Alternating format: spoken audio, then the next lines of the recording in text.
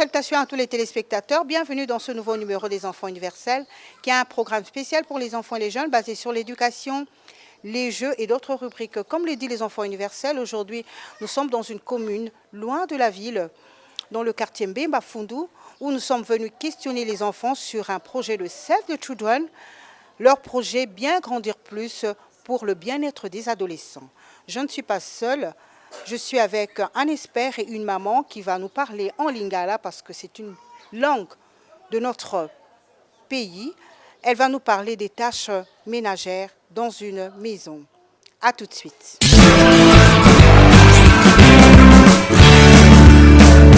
Voilà, bonjour monsieur, bonjour madame. Bonjour.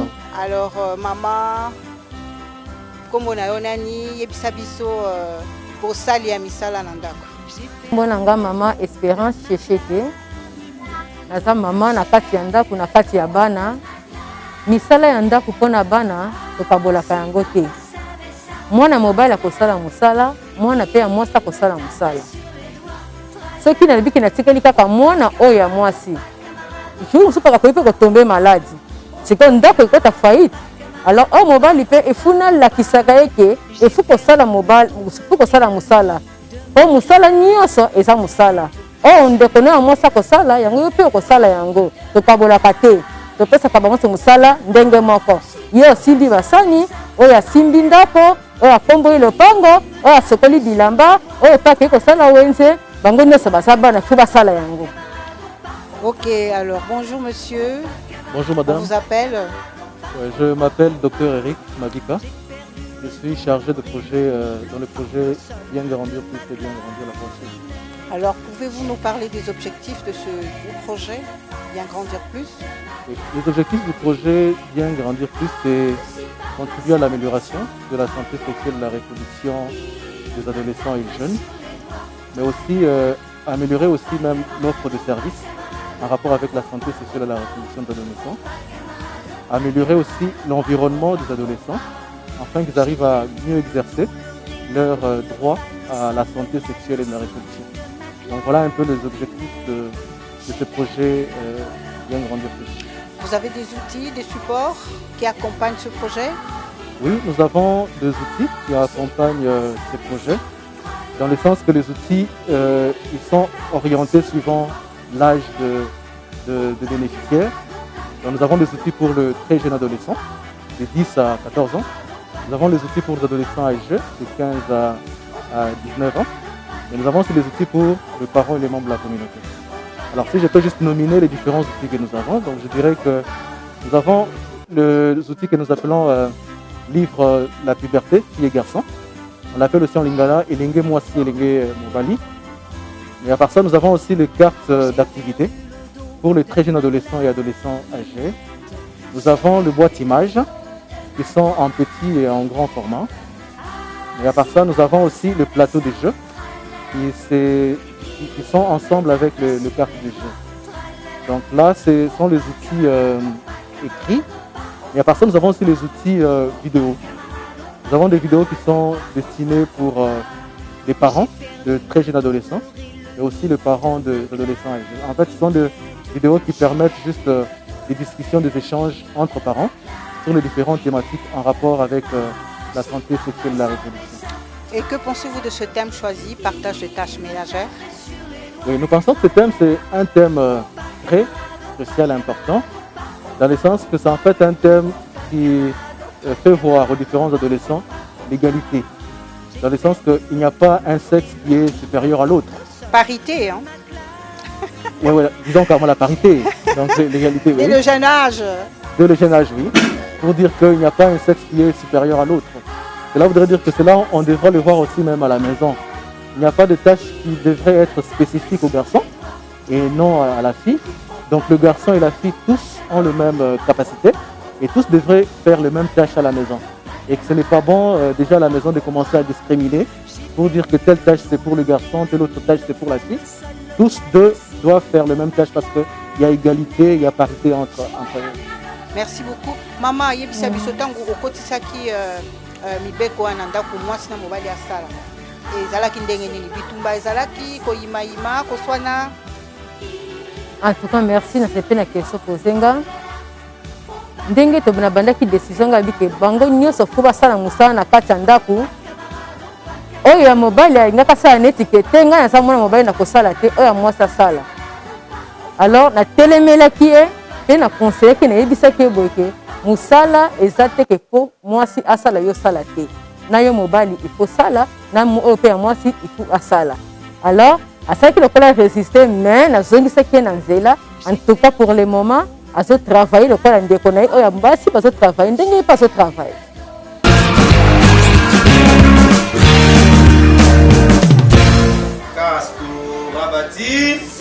Castor Rabati. Est-ce que c'est Mouzali? C'est Mouzali? Maka c'est Zali? Sous ma cassette de Robert Salon Moula, toqué, Moula, Nibale, Nisat, 4.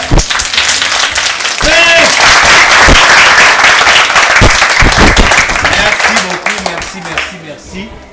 La PCB, merci de tout le monde. Awa.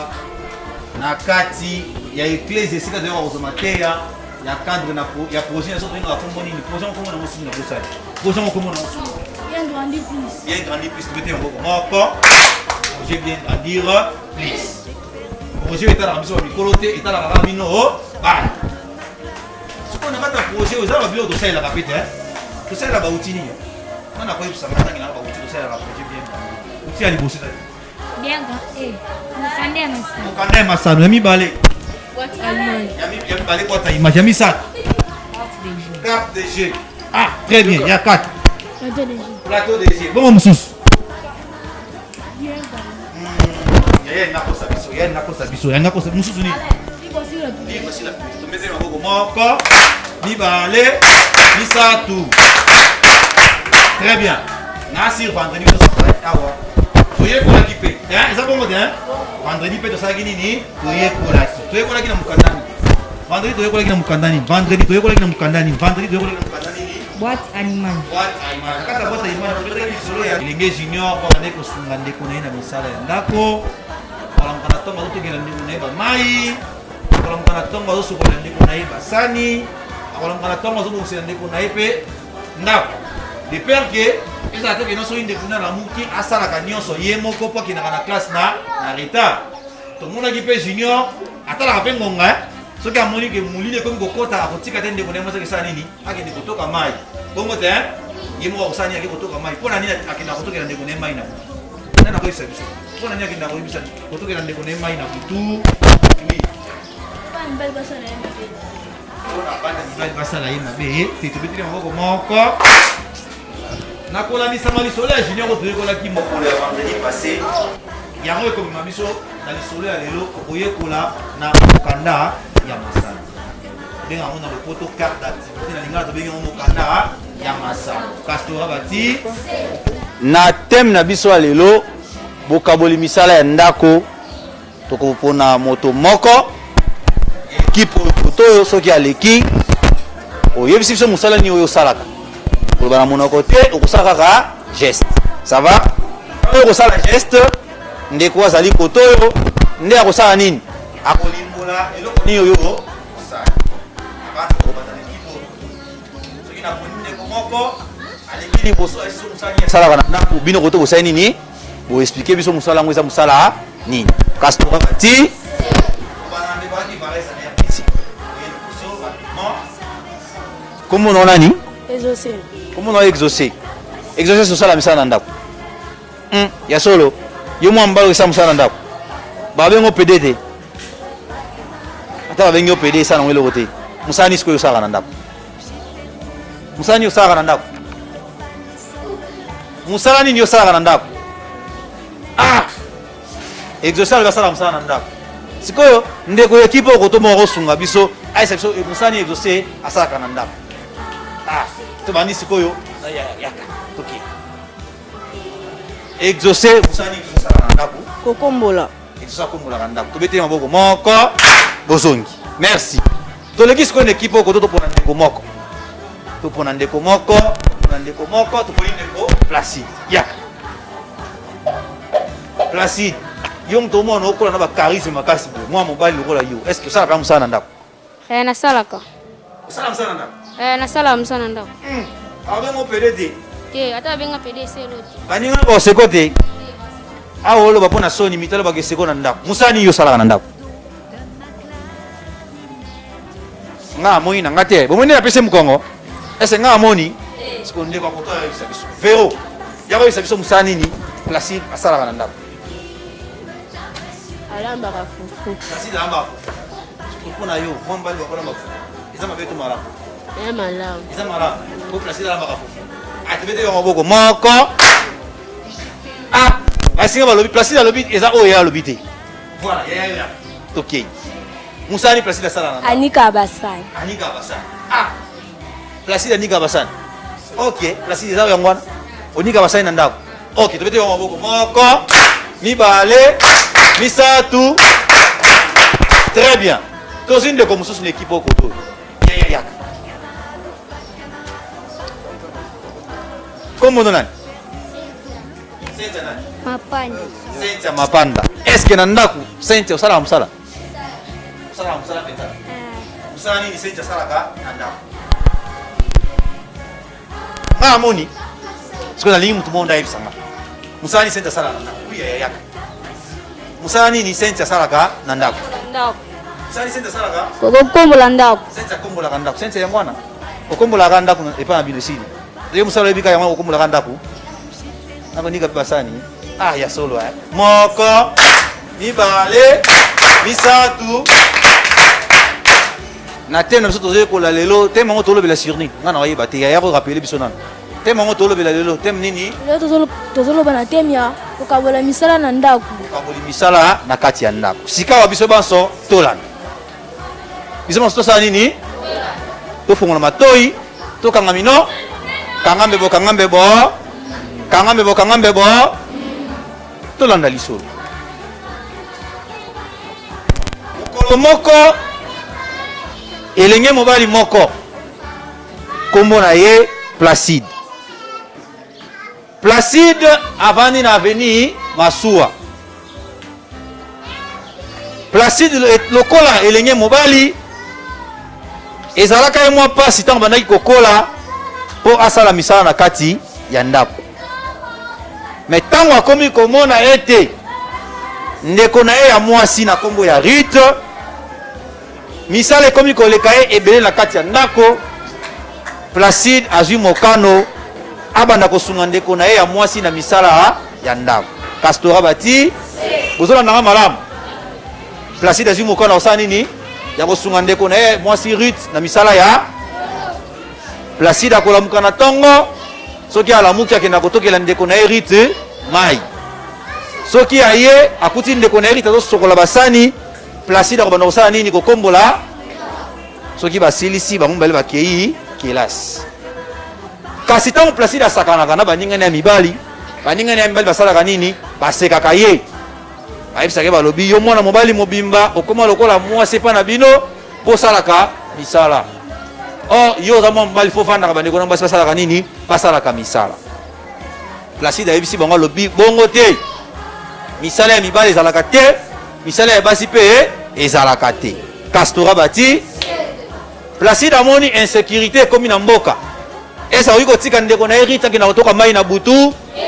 Placide azwi mokano butu nyonso soki mai ebimi akozwa bido ake kotokela ndeko na ye Rite mai mpona kobatela ndeko na ye bana mibali basala ye mabe. Kastora bati est-ce que Placide ndenge azwi mokano kosunga ndeko na ye na misala ya ndako asali mabe to asali malamu? Ya Placide asali mabe to asali malamu? Malamu. Asali malamu. Malamu ngo soko Placide asali ya ndenge nana ko expliquer biso malamu wana. Ah yo moko yaka mukolo kombo pe wana malamu ngo asali ya ndenge. Asali malamu mpona kobatela leki insécurité ekoti na mboka. Bato mabe kosala leki ni mabi yango na adimi kosala leki ni bolamu. Ya liboso alobi mpona kotoka bamai insécurité ekomi na mboka atokelaka ndeko na ye mai na butu bakoki kosala mpe ndeko na ye mabe wana bolamu ya liboso. Bolamu ya mibale toki na ekipe okoto bolamu ya mibale yayaka bolamu ya mibale po asungaka leki na misala alinga kotikela leki na misala nyonso. asungaka leki na misala alinga kotikela leki na misala nyonso te Castora bati est-ce que biso pe na bandako ni tozala kaboyi tokabola na pena misala tokabola na misala na lingi ndeko moko ya expliquer nga bakabola misala epa na bango ndenge nini oui yaka a expliquer nga epa na bango bakabola misala ndenge nini epa na bino bokabola misala ndenge nini pas besoin de comprendre ça c'est bilamba vas-y basani soki yana wasi bilamba yosi basani basani yango petela c'est là pas et eli pe ba leli pe lisusu yo mo mbalo so basani te saba wana mutali boso mutami bale yaka ko expliquer biso bokabola misala na ndako pa na bino ndenge nini soka bola misana na baleki na ngasho mama biso atini ya mona tikani na si bango paniki basani ngana kombo ndako apoto lambi. Merci. Castora bati na bolandi lisolo ya Placide nande ko na hérite au moins la tête Placide azali ko protéger ndeko na ye non seulement ko protéger mais azali pe ko sunga ye pour ndeko na za na charge belé te biso pe ba etotelemi awa esengé na biso to kabola ka misala ha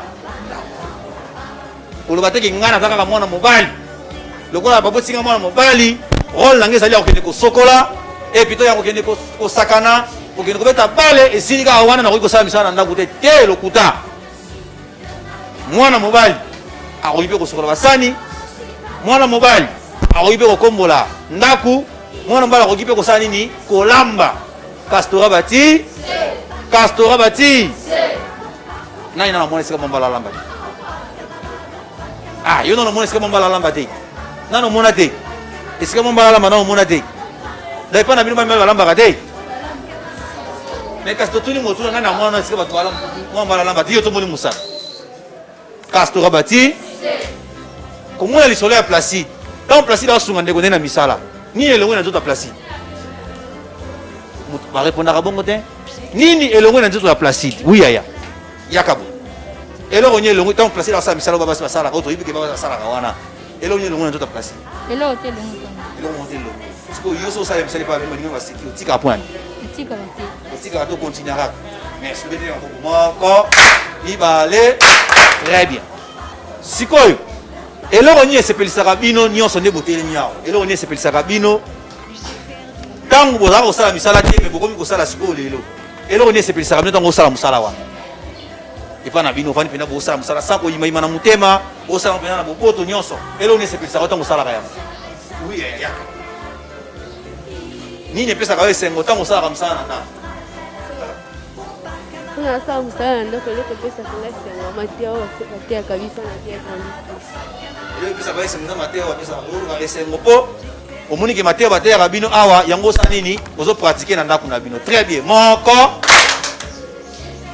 motuna esuka po tokabwa nini ekomelaka elenge mobali to mpe bilenge mibali soki azosala misala ya ndako nazwi exemple par exemple lupango eza polele lupango ya polele eza clôture te ok sikoyo akomona ndako bamisa matiti bamasani siko baoleka na balabala nini ekokomela ye soki asala misala na ndako eke baningani bamoni ye nini ekoki kokomela ye na bamibala lelo na kilelo yaka babanda koseke babenge te so bango baoseka esiko ye nini ekomela ye bana ye ayoka motema pasi ayoka motema pasi apa koyoka motema pasi kotika pa ayokise akoyi mpe kotika yoki nini si tobetele maboko moko kobanda lelo mwana mobali nyonso azali awa tolongola molimo ya so tolongola molimo ya so mwana mwasi okoli lobi okomi na poso okoma mécanicien moto apekisa yo te ayisoka te ke o kimécanicien eza mosala ya bana mibali lokuta bomona basi bakumbaka mituka te basi bakumbaka mituka te mwasi bakumbaka avion n'est-ce pas mwasi bakumbaka mpe avion pilote mwasi mpe azalaka bongo te mwasi mpe mosusu mpe azali wapo omona anikisa mpe na machine ya fufu basi mpe bagister mpe bazali namona mpe koyi mwasi bakumba pusu nga nasala mwa mwasi bakumba mpe pusu atie mpe biloko mpe amemi mpe mpona kolakisaki mosala mwasi ezalaka te mosala mobali mpe ezalaka te mosala nyonso tosala nini tosala surtout na ndako mpo soki olobi kaka bamosasala soki ndako ekomi kolumba solo bakoseka to bakoseka bino te Castora bati Castora bati kana position tozaleli wana tozongi pe na cercle la biso na boboto na malembe nyonso tozongi na kata cercle tozongi na kata cercle quand tozali tozongi na kata esiko telema kaka zonga pastora bati nana koyi koyebisa biso mateya lelo leson nini ye azwi na kati na mateya oyo toyoki lelo leson nini ye atire na kati leson nini ye atire na kati oui yakam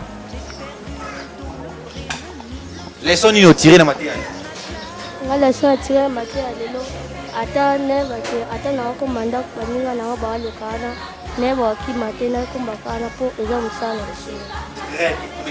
moko moto mosusu leson nini botire na mokolo ya lelo tire na mateya lelo ko ne ba ko kabula musala na kata oyeba kokabola misala na kata ndako ndenge nini explike biso na songa na nika basande kinanga kombo ya ndako musoni ka bilanga. Merci beaucoup. Pastora Bati. Pastora Bati. Na moneti bolembi ya moto kabwana na lingo sofena ndoto mwa muke. To sofena ndoto mwa muke. Allez toke. Toke. Lingisa makolo. Lingisa makolo. Lingisa makolo. Lingisa makolo. Allez toke. Obeta maboko. Na opesa malobe pa mama. Atuna bino mituna mi baleka ya pamba. Kota. Pona koyeba soki bakamba esi bino bosali nini bokangi ya. Kota. Mama, topesi yo malo. Les enfants universels.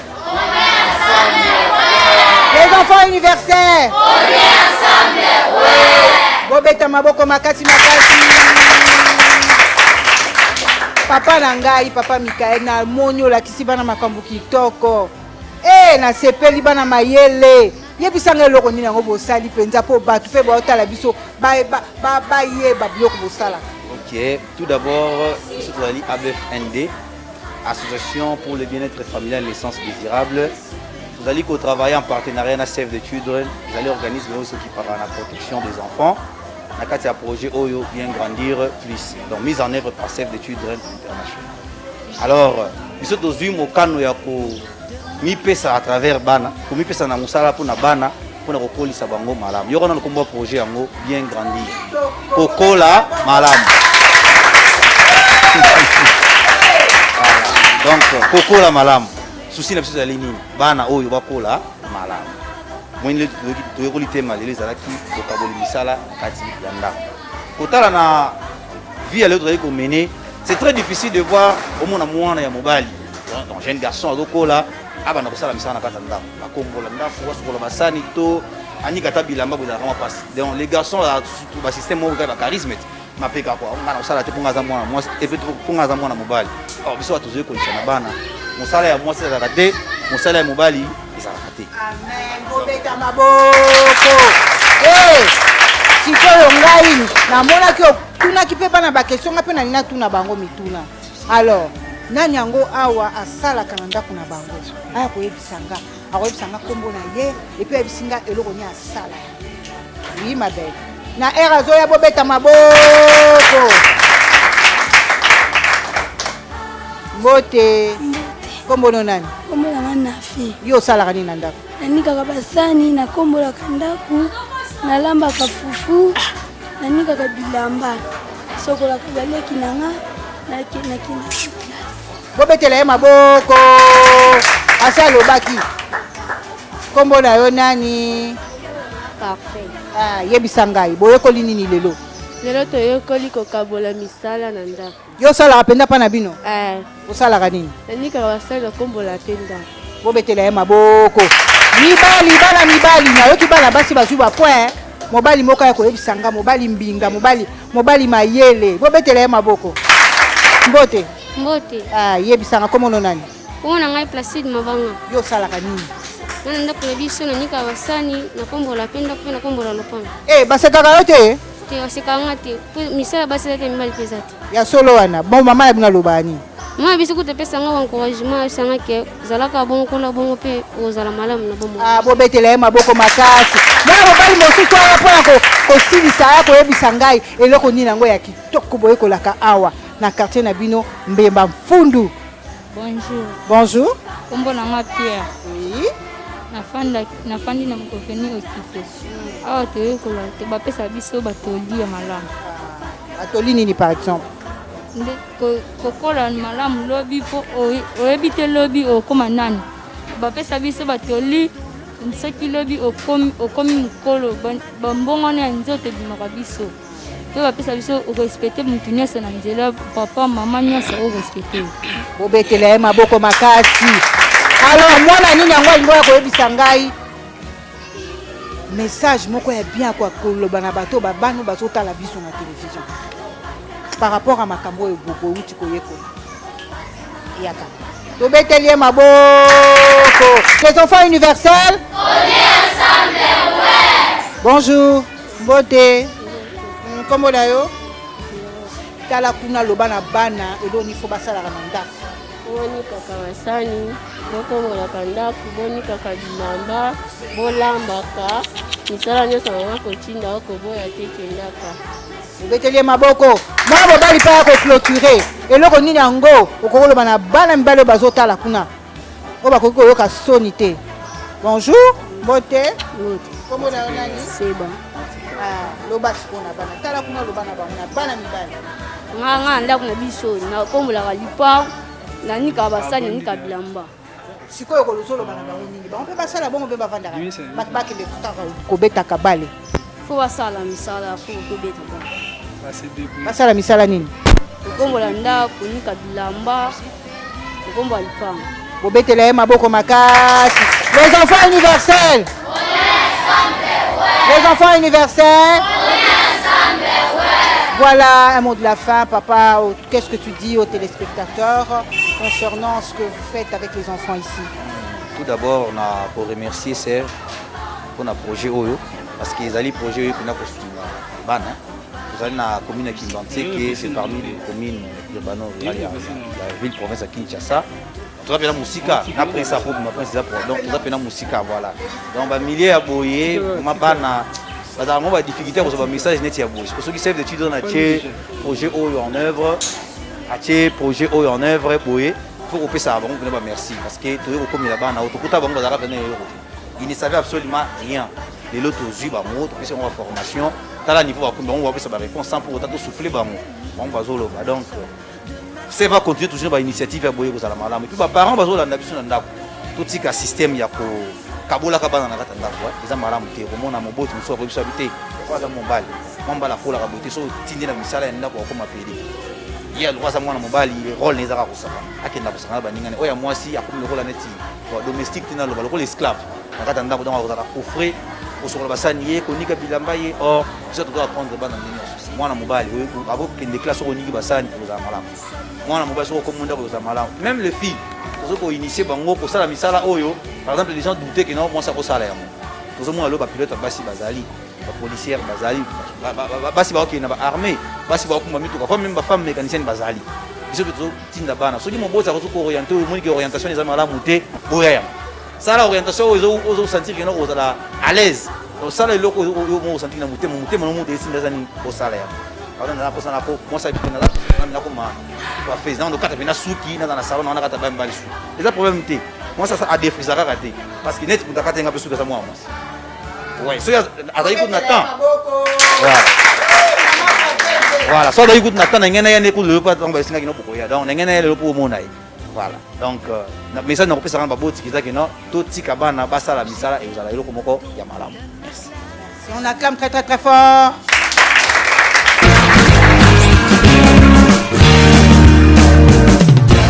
C'est une idée géniale que Save the Children, avec ce projet Bien Grandir Plus, de venir ici à Kimbantseke. Est-ce que vous êtes encore dans d'autres communes? Oui, merci. En fait, là, dans Tchangou, nous sommes beaucoup plus ici à Tchangou. Donc, à part cette commune de Kimbantseke, nous sommes aussi dans la commune de Njili.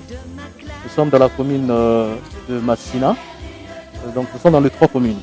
Mais en termes sanitaires, je dirais que nous sommes dans 7 zones de santé, dans ces 3 communes précitées. C'est notamment la zone de santé de Kikimi, de Biela, de Kimbantseke, la zone de santé de Njili, de Massina 1, Massina 2, et puis la zone de santé de Kingasani. Donc ça fait au total 7 zones de santé. Et puis ce projet, pour préciser, donc Bien Grandir Plus, il est financé par les Affaires mondiales Canada. Et le projet Bien Grandir, la voie à suivre, financé par Luis Saïdé et la fondation Bill et Belinda Gates. Merci beaucoup, chers téléspectateurs, chers petits amis. Vous avez bien suivi l'activité des partages de tâches ménagères. Je crois que tous nous devons travailler, filles comme garçons.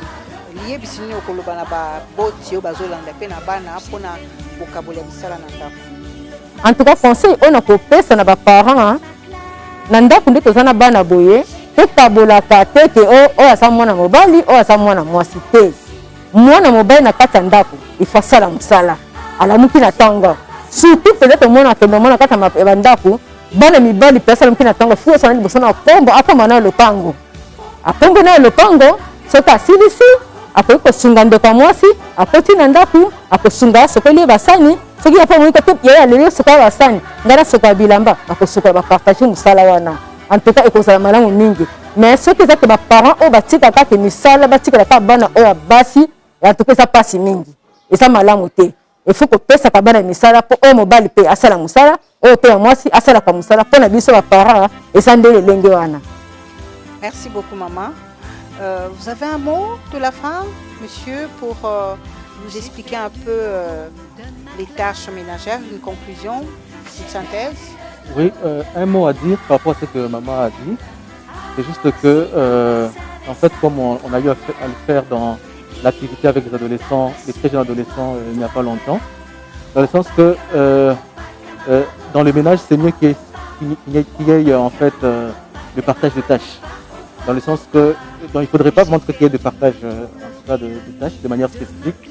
Dans le sens que tout ce que le garçon peut faire, la fille peut aussi le faire. Tout cela, c'est pour en fait faire voir à ces différents adolescents qu'il n'y a pas un sexe qui est plus grand que l'autre. Donc le garçon ne devra pas penser qu'il est plus grand, qu'il est supérieur à la fille, ou vice-versa. Cela voudrait dire que si la fille peut faire la vaisselle, le garçon peut aussi le faire. Si par exemple le garçon balaye, la fille peut aussi balayer. Donc c'est en fait des messages qu'on donne aux adolescents pour leur faire voir qu'on ne doit pas avoir notamment cette différence de sexe. Cela voudrait dire que même quand ils seront appelés à faire le choix par rapport à ce qu'ils veulent devenir dans l'avenir, il ne faudrait pas qu'il y ait des limites. Cela voudrait dire qu'il n'y a pas des options ou des tâches qui sont spécifiques seulement aux hommes ou des tâches qui sont spécifiques seulement aux femmes.